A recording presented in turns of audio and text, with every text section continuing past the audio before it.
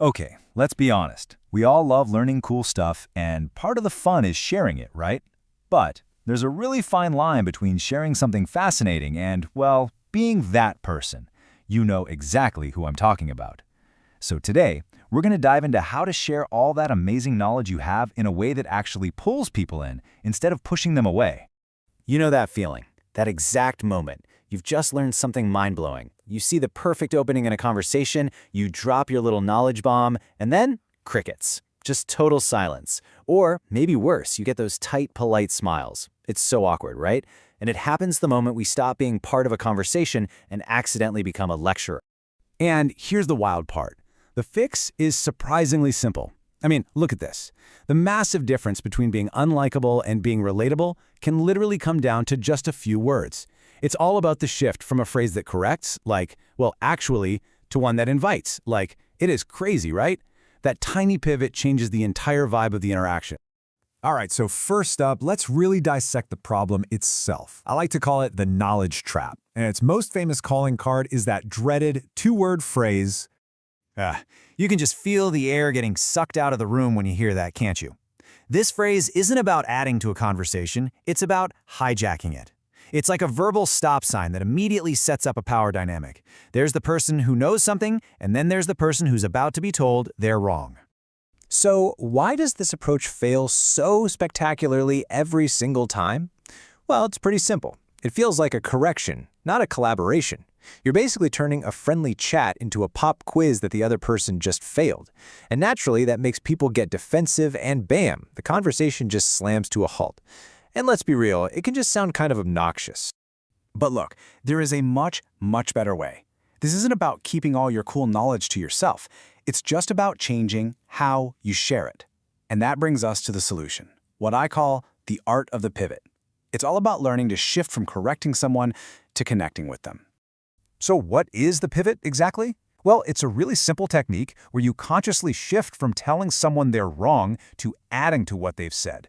You're not trying to build a counterargument, you're building on their idea. It's like you're both looking at the same thing and you're just pointing out another cool detail. It makes the information you have feel inclusive. And this breaks it down perfectly into 3 easy steps. First, and honestly, this is the hardest part, just pause. Take a deep breath and fight that, well, actually, impulse. Second, agree. Find something, anything, in what they said to connect with. A simple, that's so interesting, or wow, it's crazy, right? Works wonders. Then, and only then, do you add your info, but you frame it like a shared discovery. Okay, so theory is great, but let's get practical. Let's build your toolkit with a couple of really powerful techniques you can start using like today. These are all about sharing what you know in a way that's humble and respectful. Now, this first technique is absolutely fantastic because it immediately lowers the stakes. When you frame something as if you just learned it, you're not positioning yourself as some expert who's known this for ages. No, you're just another curious person who's excited about something new.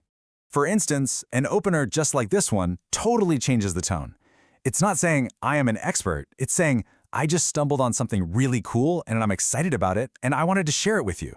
It feels humble, it feels enthusiastic, and it immediately invites the other person into that moment of discovery with you. Okay, technique number 2 is just as powerful. When you share where you learned something, you're essentially outsourcing the authority. The knowledge isn't coming from you as the all-knowing genius, it's coming from a book, an article, a documentary. You're just the messenger. See how a simple phrase like this turns a potential showdown into a friendly recommendation? You're not just dropping a fact bomb, you're sharing a source. It subtly says, hey, this knowledge is out there for you too, which makes the whole exchange feel way more open and collaborative. So, let's bring all of this together and talk about the ultimate goal here. Because this isn't just about learning a few conversational tricks, it's about a pretty fundamental shift in your mindset. It's about redefining why we're even sharing information in the first place. And let's be crystal clear. If your goal is to win the conversation or prove you're the smartest person there, you've already lost the social game. That approach just builds walls, not bridges. Frankly, it's a pretty lonely way to go through life. The real goal, it's so much better. It's about using what you know to make the conversation more interesting and more fun for everyone involved. It's about sparking curiosity in other people and finding those points of shared wonder. That's how you build real, actual connections.